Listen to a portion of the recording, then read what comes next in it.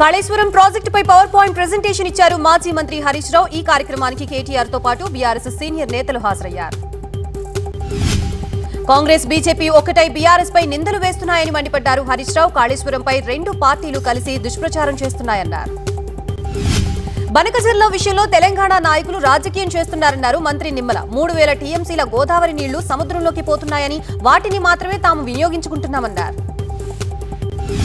శ్రీ సత్యసాయి జిల్లా పాలసముద్రంలో కేంద్ర మంత్రి నిర్మలా సీతారామన్ పర్యటించారు. కేంద్ర ప్రభుత్వం ఆధ్వర్యంలో నిర్వహిస్తున్న నాసిన్ అకాడమీని సందర్శించారు.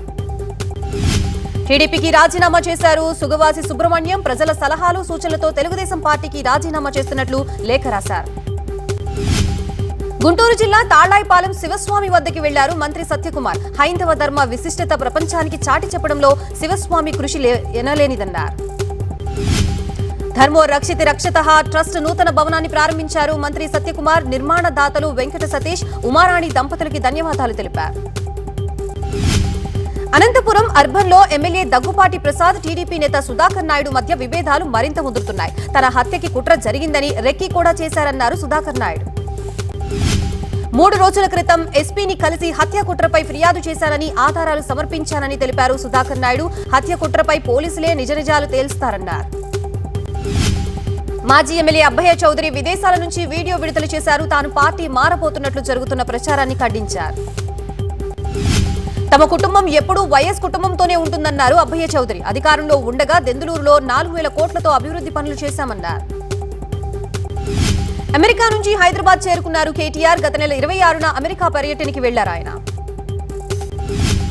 అది బీఆర్ఎస్ కాదు డీఆర్ఎస్ అంటూ సటైర్లు వేశారు సీఎం రేవంత్. ఆ ముచ్చట తాము అనడం లేదని, సొంత పార్టీ నాయకురాలే ఆ విషయం చెప్పారని గుర్తు చేశారు.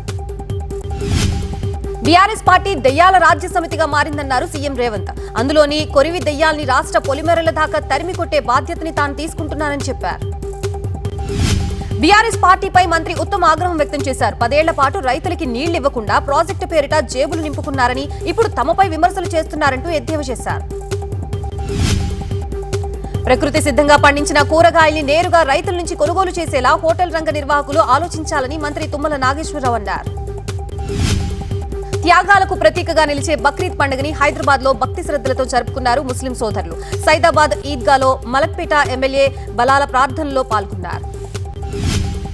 నిర్మల్ జిల్లా ఖానాపూర్లో బక్రీద్ పండుగ సందర్భంగా ప్రార్థనలు చేశారు ముస్లింలు. ఈద్గాలో ప్రార్థనల తర్వాత ఒకరినొకరు ఆలింగనం చేసుకున్నారు.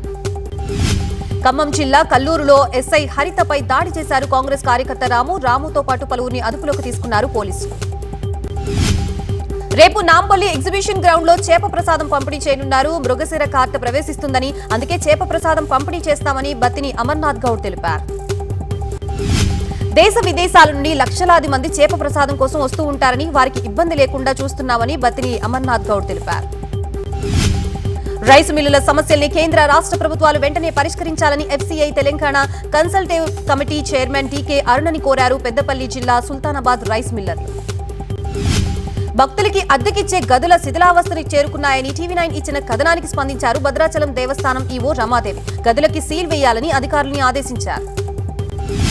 తిరుమలలో భక్తుల రద్దీ కొనసాగుతోంది. శ్రీవారి సర్వదర్శనానికి 20 గంటల సమయం పడుతోంది. శిలాతోరణం వరకు భక్తుల క్యూలైన్ ఉంది. భక్తుల వాహనాలతో అలిపిరిలో భారీగా ట్రాఫిక్ జామ్ అయింది. అలిపిరి తనిఖీ కేంద్రం దగ్గర బారులు తీరాయి వాహనాలు. ఛత్తీస్గఢ్ రాష్ట్రం బీజాపూర్ జిల్లాలో ఎన్కౌంటర్ జరిగింది. పోలీసులు నక్సల్స్ కి మధ్య జరిగిన ఎదురు కాల్పుల్లో 2 మావోయిస్టులు మృతి చెందారు. ములుగు జిల్లా గొల్లగూడెం వద్ద జాతీయ రహదారిపై వెళుతున్న ద్విచక్ర వాహనంలో అకస్మాత్తుగా మంటలు చెలరేగాయి. ఈ ప్రమాదంలో బైక్ పూర్తిగా దగ్ధమైంది. మేడ్చల్ జిల్లా ఏదిలాబాద్ ఓ కరెంటు స్తంభాన్ని ఢీకొట్టింది కారు. ఈ ప్రమాదంలో 2 మృతి చెందగా మరో 2 తీవ్రంగా గాయపడ్డారు. కూతురు పోషణ భారమై కన్న బిడ్డని వదిలేశాడో తండ్రి. దిక్కుతోచని స్థితిలో గుక్కపెట్టి ఏడుస్తున్న ఆ బాలికని స్థానికులు చేరదీసి పోలీసులకు అప్పగించారు. కన్నప్ప సినిమాలో పిలక గిలక పాత్రలపై బ్రాహ్మణ సంఘాలు ఆగ్రహం వ్యక్తం చేశాయి. బ్రాహ్మణుల్ని కించపరచడం మంచు మోహన్ బాబు కుటుంబానికి అలవాటే అన్నారు బ్రాహ్మణ చైతన్య వేదిక అధ్యక్షుడు శ్రీధర్. తెలంగాణకు 3 రోజుల వర్ష సూచన చేసింది వాతావరణ కేంద్రం. అక్కడక్కడ తేలికపాటి నుంచి మోస్తారు వర్షాలు కురుస్తాయంది. జూరాల ప్రాజెక్టుకి వరద నీటి ప్రవాహం కొనసాగుతుంది. డ్యామ్ కి ఇన్ఫ్లో 7800 క్యూసెక్కులు వస్తూ ఉండగా అవుట్లో 1756 క్యూసెక్కులు ఉంది. భారత్ లో కరోనా విజృంభిస్తోంది. దేశంలో కరోనా యాక్టివ్ కేసులు 5,364కి చేరాయి. ఈ ఏడాది ఇప్పటి వరకు 55 మంది కోవిడ్ తో మృతి చెందారు. ఏపీలో ఒకే రోజు మరో 11 మంది కోవిడ్ కేసులు నమోదయ్యాయి. కర్నూలులో ఒక్కరోజే 4కి, నెల్లూరు జిల్లాలో 6కి కరోనా పాజిటివ్ నిర్ధారణ అయింది. తెలంగాణలోనూ కరోనా కేసులు వెలుగులోకి వస్తున్నాయి. దీంతో 2 తెలుగు ప్రభుత్వాలు అలర్ట్ అయ్యాయి. అవసరమైన అన్ని చర్యలు తీసుకోవాలని యంత్రాంగాన్ని ఆదేశించాయి. దేశవ్యాప్తంగా బక్రీద్ ని భక్తి శ్రద్ధలతో జరుపుకుంటున్నారు ముస్లింలు. తెల్లవారుజాము నుంచే మసీదులకి క్యూ కట్టారు ముస్లింలు. ప్రత్యేక ప్రార్థనలో పాల్గొంటున్నారు. ఢిల్లీ జామా మసీదులో వేలాది మంది ముస్లింలు ప్రార్థనలు నిర్వహించారు. కొత్త బట్టలు ధరించి పండుగ వాతావరణంలో బక్రీద్ ని జరుపుకుంటున్నారు. జామా మసీదు వద్ద భద్రతని పెంచారు ఢిల్లీ పోలీసులు. బక్రీద్ సందర్భంగా శాంతి భద్రతల పరిరక్షణ కోసం దాదాపు 1000 మంది సిబ్బంది మోహరించారు. మధ్యప్రదేశ్లోని భోపాల్లో ఈద్ అల్ అదా వేడుకలు జరుగుతున్నాయి. మసీదు వద్ద భారీగా తరలివచ్చి ప్రార్థనలు నిర్వహించారు. అజ్మీర్లో ఖ్వాజా గరీబ్ నవాబ్ మసీదు వద్దకి వెళ్లి ప్రత్యేక ప్రార్థనలు నిర్వహించారు ముస్లింలు. దైవ ప్రవక్త ఇబ్రహీం మహోన్నత త్యాగాన్ని స్మరించుకుంటూ బక్రీద్ పండుగని జరుపుకుంటున్నారు. శ్రీనగర్లో బక్రీద్ పండుగని ఘనంగా జరుపుకుంటున్నారు. ఈద్గా వద్దకి ముస్లింలు తరలివచ్చి సామూహిక ప్రార్థనలు చేశారు. ఉత్తరప్రదేశ్లోని ఖానాపూర్లోని మర్కాజీ ఈద్గా బెంజాబార్లో భారీ భద్రత ఏర్పాట్లు చేశారు పోలీసులు. మసీదులో ప్రార్థనల నేపథ్యంలో భారీ బందోబస్తు ఏర్పాటు చేశారు.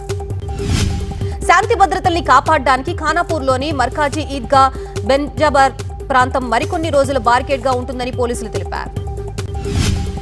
సంబల్లోని ఈద్గాలో నిర్వహించిన ప్రార్థనలో ముస్లింలు పెద్ద సంఖ్యలో పాల్గొన్నారు. ఈ సందర్భంగా పోలీసులు మసీదుల వద్ద బందోబస్తును ఏర్పాటు చేశారు. గోవాలోని పనాజీలో పర్యటించారు ముఖ్యమంత్రి ప్రమోద్ సావంత్. ప్రధానమంత్రి ఆవాస్ యోజన గ్రామీణ కింద ప్రాంతీయ గ్రామీణ వర్క్ షాప్ ని ప్రారంభించారు. కేంద్రానికి పర్యావరణ సున్నిత ప్రణాళిక రూపొందించి సమర్పించిన మొదటి రాష్ట్రం గోవా కావాలన్నారు ముఖ్యమంత్రి ప్రమోద్ సావంత్.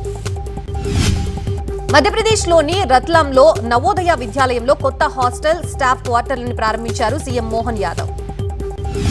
జైపూర్లోని మసీదులు ముస్లింలతో కిటకిటలాడాయి. ఈద్గాల వద్ద ప్రత్యేక ప్రార్థన నిర్వహించారు. భారతదేశంలో కులం అనేది లేకపోతే మోదీ ఎలా ఓబీసీ అవుతారని రాహుల్ గాంధీ ప్రశ్నించారు. భారత్లో కులం ఉనికిని బీజేపీ అంగీకరించడం లేదన్నారు.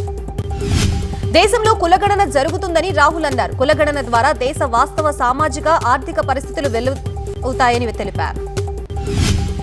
బీహార్ అసెంబ్లీ ఎన్నికలపై రాహుల్ గాంధీ కీలక వ్యాఖ్యలు చేశారు. మహారాష్ట్ర తరహాలోనే బీహార్లో మ్యాచ్ ఫిక్సింగ్ జరగబోతోందన్నారు. బీజేపీ ఎన్నికల రిగ్గింగ్ చేస్తుందన్నారు. మ్యాచ్ ఫిక్సింగ్ జరిగినా బీజేపీ ఓటమి ఖాయమన్నారు రాహుల్ గాంధీ. బీజేపీ ఎన్నికల్లో గెలవచ్చేమో కానీ వ్యవస్థల్ని దెబ్బతింటాయని, ఫలితాలపై ప్రజలకి నమ్మకం సన్నగిల్లుతుందన్నారు.